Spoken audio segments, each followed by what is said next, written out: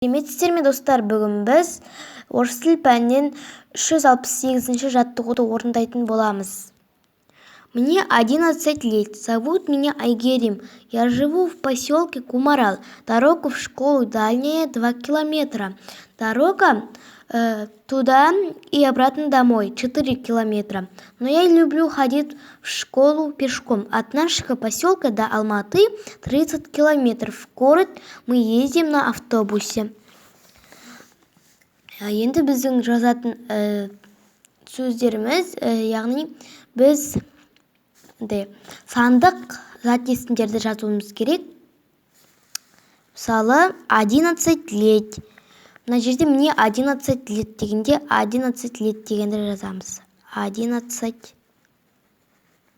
лет. Одан кейін дорога в школу дальняя 2 километра. Бұл жерде 2 километра дегенді жазамыз. 2 километра. Сосын дорога туда и обратно домой 4 километра. 4 километра дегенді жазамыз. 4 километра.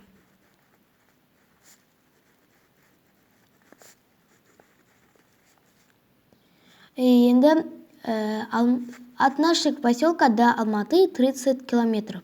Ол жерде біз 30 километров дегенді жазамыз.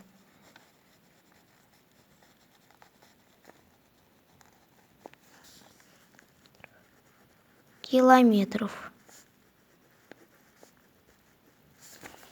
Біз болдық. Егер ұнатса лайк басып, каналға тіркелуді ұмытпаңыздар. Сау болыңыздар.